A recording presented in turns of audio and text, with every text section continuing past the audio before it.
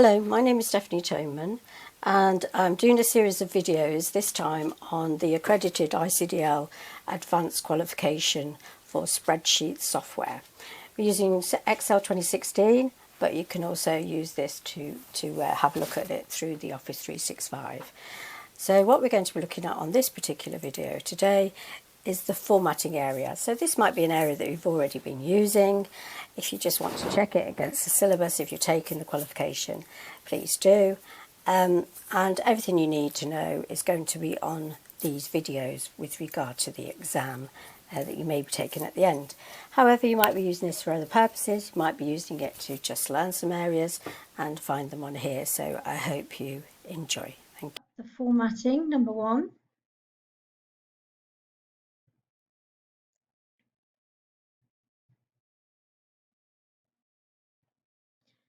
Let's bring the book up so you can see it properly.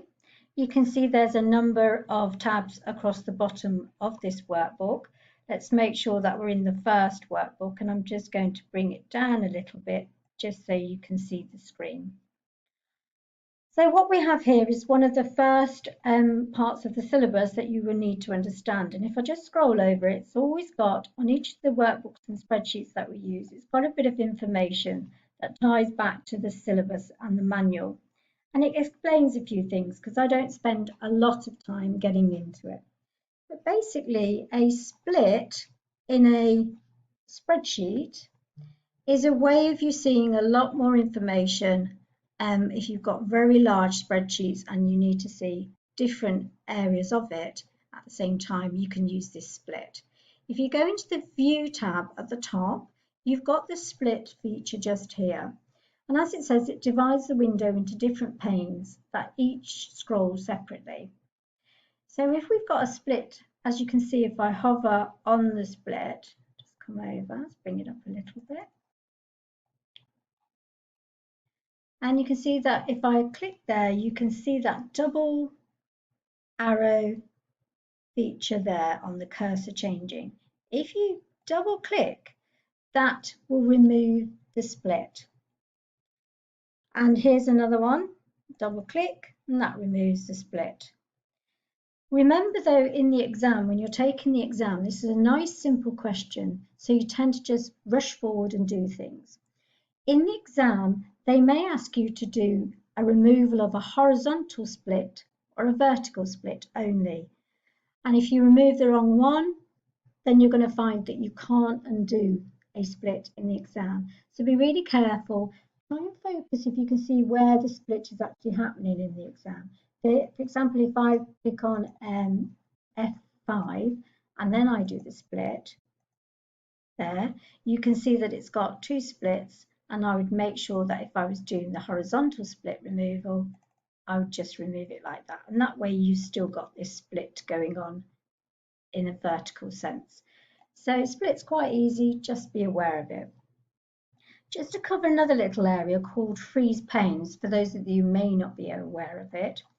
If I take the split off completely on this spreadsheet, and we look at the area rows at the top of the spreadsheet. Let's say we wanted to freeze all rows above 4. So 1, 2 and 3 would stay static when we scrolled up and down. So we'll be able to see the information across the top. So if I click on row 4 and below where I'm going to freeze, and then in the View tab again, you have freeze. And you've got a freeze top row, which some of you may have used in previous ICDL qualifications. But in advanced, you might be freezing where you want to freeze. So using the freeze pane, as you will see now, will freeze anything above row 4. And then unfreeze.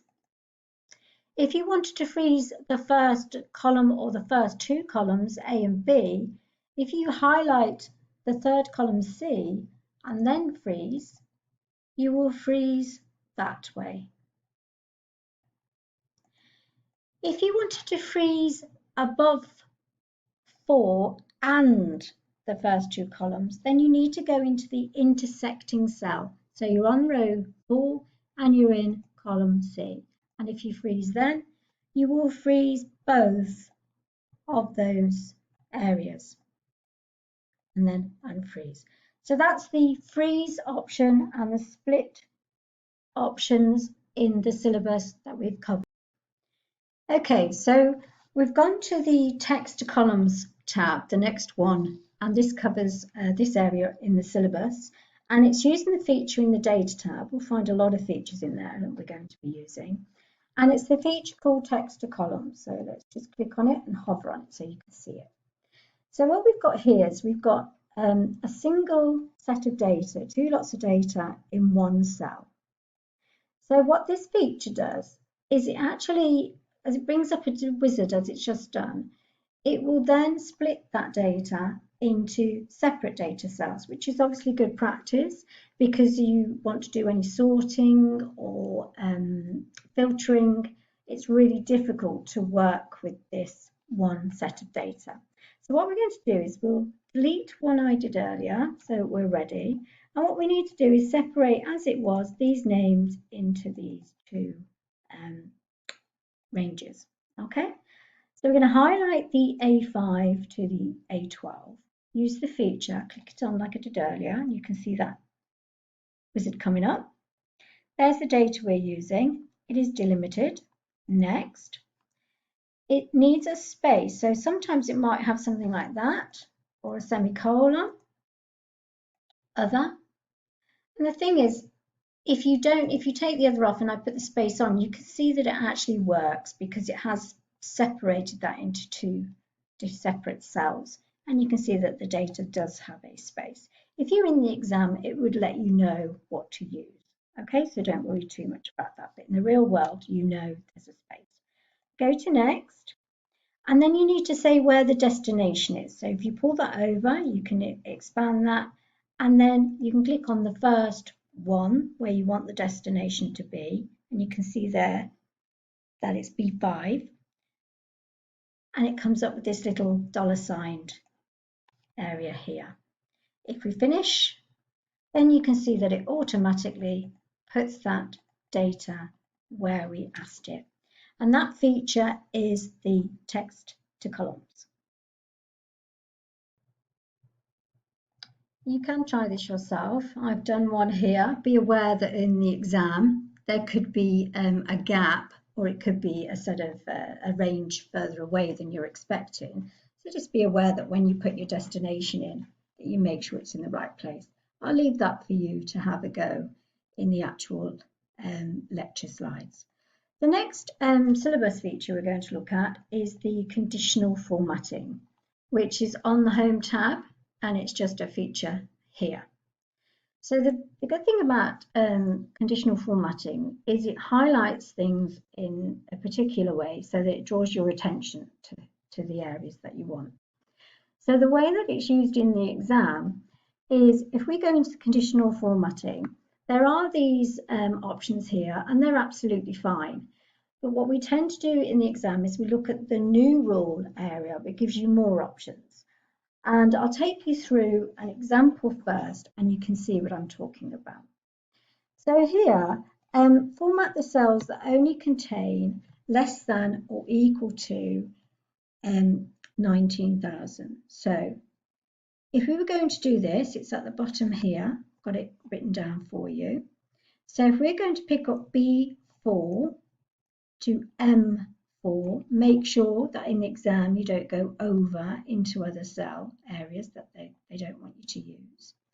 Then if we go to the feature conditional formatting, and into the new rule, they always in the exam in this syllabus use the format only cells that contain. So that's something you can be quite sure of. Then you've got the options of, as it says, between, not between, equal, etc., etc. And in this case, we're using less than or equal to. So we're going to use the less than or equal to. We're going to pop in the figure 19000. Make sure in the exam your number lock's on and you don't jump all over the place as it does. And then what we do is we need to format it to follow this. So you've got light blue cell shading. So if we go into the format area, it automatically by default comes up on the font tab. And what you've got to be aware of is when you can't go into it, people tend to just jump to the colour. That's what they see, because we're doing a shading colour, aren't we, of light blue. Make sure that if it's not including any of these areas here for the font, you go to the Fill tab. And it's in the Fill tab that you can find your light blue. They won't ask for a particular colour, just a light or a dark. If you've got colour blindness in the exam, then obviously if you're not totally sure about a blue, you can call an invigilator, pop your hand up, and if you indicate what you see as blue, if that's what's in the question, you could get a quick nod, and that's all that you need. Okay, so we're going to OK on that. So the next thing we're going to do is we're going to do the other one. So we OK that through, we click away, and you can see that those conditions that were met have been highlighted in light blue. So let's do another one together, B10 to M10, once again not including totals or anything else it doesn't want. Back into the conditional formatting, new rule. This time we're looking for greater than and equal to 9,000, so back to format cells that contain. Greater than or equal to, pop in 9,000 into the format area, and we're already on the fill because of earlier, and we can find a light grey cell shading, OK it through, and then you can see that that one's worked. However, in the exam, you will normally get something that where you apply it to the same data. So let's highlight these cells into conditional formatting, and let's clear all the rules from selected cells. So those conditional formatting rules have all gone. Let's move up into the spreadsheet. We're just going to bring this up so that we can work on the B4. Bear with me, and you can still see what we're doing. So here we're going to be working on the B4 to the M4 like we did previously. But we're going to do two lots, and we have to do it twice. We can't do it all in one go. So we're popping into conditional formatting again, new rules. Format only cells that contain only those cells. We're going to use a less than and equal to right at the bottom. And we're going to use the figure 1930. Okay, I'm going to pop in a light blue shading. Okay. And then we're going to do the same cells that are already, once we OK, they're already highlighted. So go back in, next rule, rules that contain, and then we're going to use the greater than. And we're going to use a 2330, format it into a light grey, OK, OK through, click away, and you can see that that has occurred. Okay, so if you're not sure about conditional formatting, have a go. Most people have used it by now, but it's a great little tool in the syllabus. The next area is nice and simple, just table style. So if you click on a table, you can see that this tool tab, Table Tools, Design tab, appears. Click off the table, it disappears. So that's what you're looking for. And then you've got your designs. So we're clicking the table, drop this down, and you can see that they do them in light, medium, and dark. So depending on what it is that they're asking you to apply, you will have to hover across depending on what the name is. And you can see, let's look at a medium table style, medium 1, 2, 3. So you get an idea of how they work. So you're just going to apply, answer the question, and that's that done. It's that simple.